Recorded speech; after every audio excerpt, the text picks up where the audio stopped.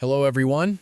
In today's video, I'm going to continue sharing 5 more rules that I learned after over 7 years of studying trading and investing. For those who haven't watched the first 5 rules, which are almost essential to understand in this field, please go back and watch that video first. I'll leave the link in the description so you can easily find it. These are lessons I've learned from my own experience, so I hope you don't just watch them for information. Try to watch carefully and apply them one by one. Only by applying them can we truly improve. Otherwise, everything will remain just theory. If you're new to this channel, I'm Mr. Chang Trading, and on this channel I share knowledge and insights about investing that I've accumulated over the years. The reason I chose this career is simple. Sooner or later, we all need to understand investing if we want financial freedom. That's why I wanted to start learning about it as early as possible. We all know that some careers can only be performed well when we're young. As we get older, it becomes harder to continue because we can't compete with younger people. But in trading and investing, the more experience you gain, the more valuable you become. People of any age can pursue this field. In this profession, we often think the goal is to increase our financial capital over time. However, there is another type of capital that must also grow: psychological capital. Think of mental discipline and emotional control like investment capital. We want it to grow steadily as well.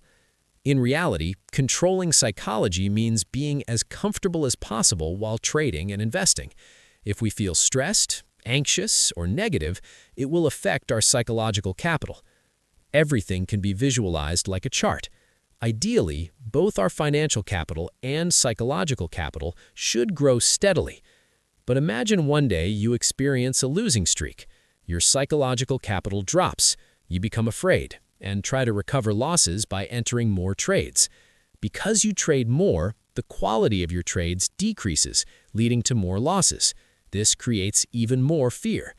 That's why protecting your psychological capital is extremely important. Otherwise, your confidence will drop, and you'll become afraid to enter trades, even if you have a good strategy. Now let's move on to the next 5 rules that I believe are very important. Rule number 6, don't overtrade. This is extremely important for your psychology, yet many people struggle with this. I went through this phase myself. At the beginning, with the mindset of learning, I constantly watched the market and looked for entry points. Sometimes I entered trades because I saw one good factor, even though many other factors were unclear. Because I wanted to trade frequently, even in bad market conditions, I could always find a reason to enter a trade. This led to more losses. Then I felt the need to trade more to recover losses, which caused even more trades, and eventually wiped out my capital. The truth is, people trade more because they want to earn more. But once you develop a good strategy and proper thinking, making more money doesn't require more trades. I've already talked about RR, risk-reward management. Increase your RR ratio. Increase the value per 1 R. If you haven't seen that video, you can check it out. For me personally, 1 to 2 trades a day is enough, and about 2 to 4 trades per week. Some days, when the market is bad, I don't trade at all. The fewer trades you take, the calmer your mind becomes. You can focus only on the best setups. To practice trading less, try this exercise. Each day, enter only 1 trade, set your stop loss and take profit, then move on with your day. Don't watch it constantly. The next day, check the result and again take only 1 trade, regardless of whether the previous trade won or lost. I practiced this for several weeks. Eventually, you'll feel more comfortable and stop overtrading. When you're calm, you naturally select better trades with higher win rates. Rule number 7, stay away from negative people. I've experienced this too. At the beginning, everyone wants trading partners, groups, or friends to discuss the market with. But around us, there are often many negative voices. Sometimes people argue about whether we should enter a trade or not. Or when you want to take a trade based on your strategy, someone tells you not to.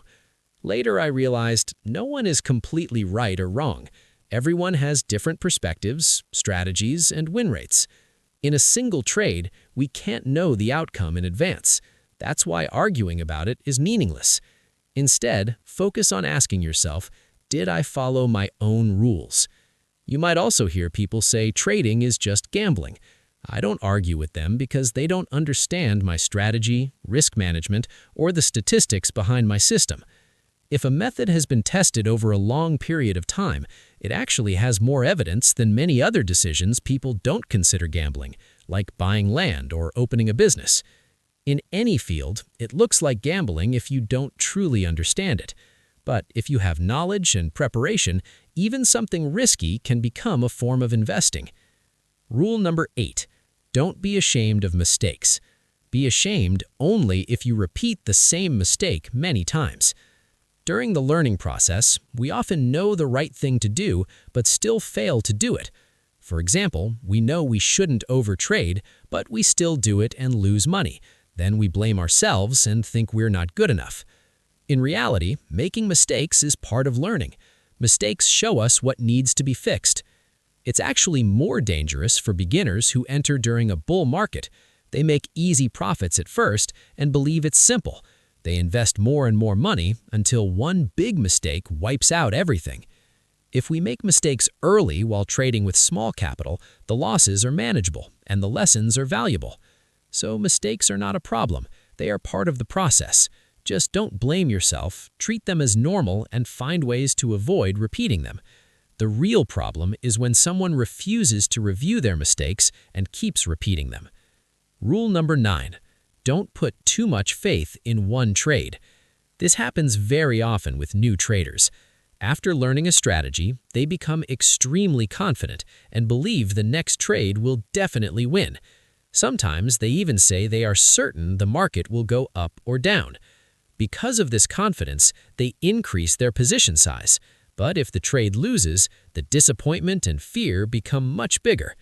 If someone truly knew exactly how the market would move, why wouldn't they put all their money into that trade?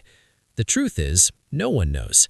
We only know the probability of a strategy after many trades, so don't expect too much from one trade.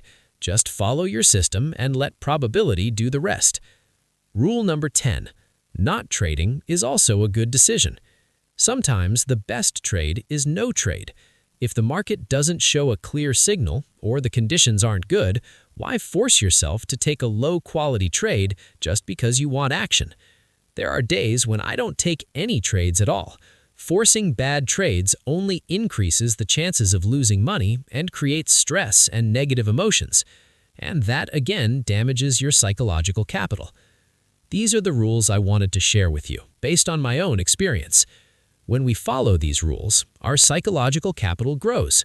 We feel more comfortable and confident and start taking higher quality trades. As a result, our financial capital grows as well. It becomes a positive cycle that keeps reinforcing itself. If you enjoyed this video, please give it a like and leave a comment, even a short one.